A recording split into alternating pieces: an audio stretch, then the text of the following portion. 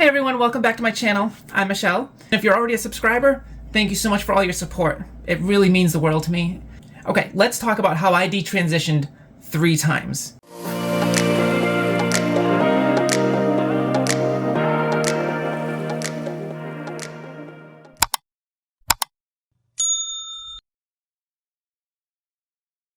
I started taking hormones in 2016. It was one of the scariest things I had to do.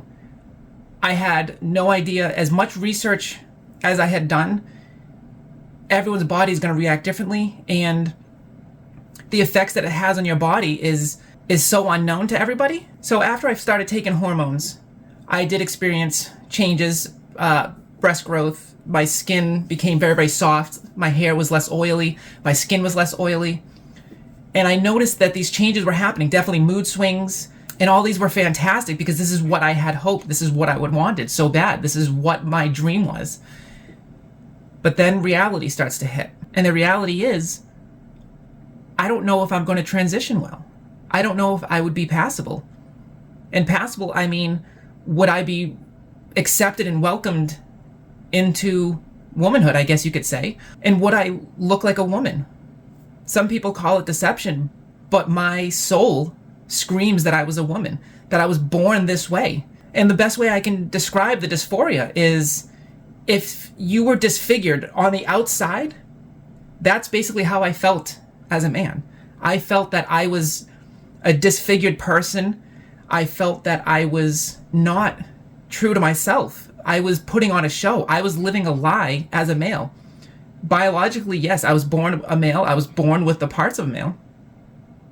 But to me, that was a disfigurement. I was so afraid that I wasn't going to pass and that my life was literally going to change forever, that after a year and a half on hormones, I stopped. Now, this is one of the worst things you can do for your body, is start processing the hormones and the spironolactone to stop your testosterone. And you're now reconfiguring your hormones in your body, and your body is now going through a change, like a second puberty. And when you stop the hormone therapy, that's really bad for your body. Like, that's not something you want to do. So I went back to being a male. I went back to being my old self, and I started living my life again because I was so afraid of what was going to happen. I was so afraid of the future. As time went on, the dysphoria kept growing and growing and growing. So it got to the point where I couldn't take it anymore. The disfigurement on the outside that I saw, my reflection, like what you see here, I saw a male. And that was horrifying. It was disfigured. It was like looking at a disfigured person every single day of my life. And it brought me further into depression. It made me suicidal. It was things that I could not handle anymore. I was hurting so bad inside because I felt disfigured to the world. So after a while, I went back on hormone therapy and I began the process all over again. I did still have some breast growth from the initial time that I took the hormones. So while I was my old self, I had to now get rid of some of the breast growth that I had taken on. So I started working out again. I started doing everything and anything I could to help bring back a male body, I guess you could say.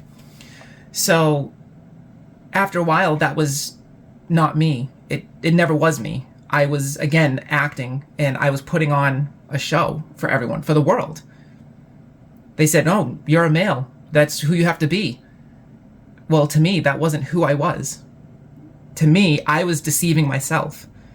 I was acting. I was putting on a show for the world to make the world happy because they think that's what I'm supposed to be.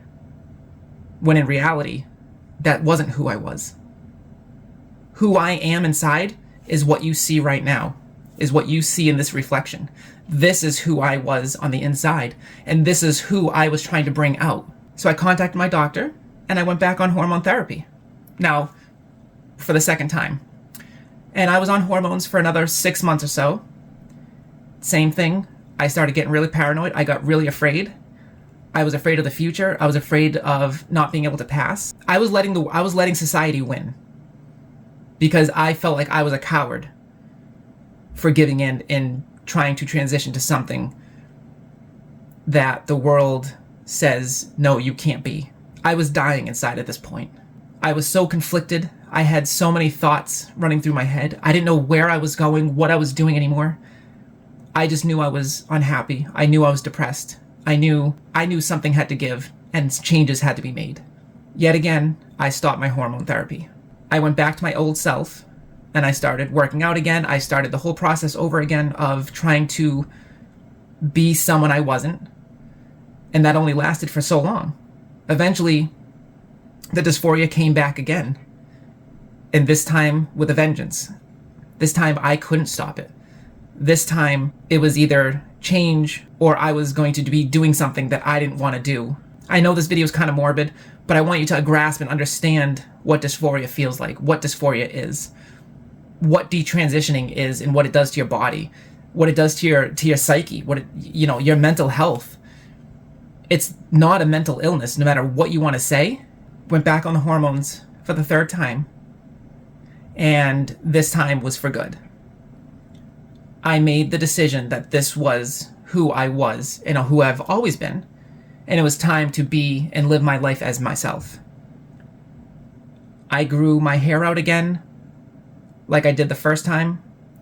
I made all the necessary preparations, and I committed to it this time. And I said, no, this is who I am. This is what I need to do. I can't take the dysphoria anymore. I can't keep pretending to be someone I'm not. So the changes began, and this time I stayed on for good.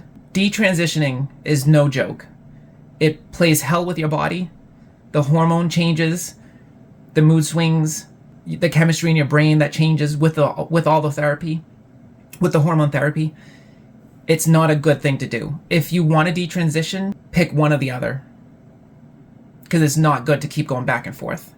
So in the end, I decided not to detransition. I decided that I was going to be Michelle and that I was going to be who I was and that I didn't care what the world thought of me at this point. So I progressed forward. I kept growing my hair longer and longer.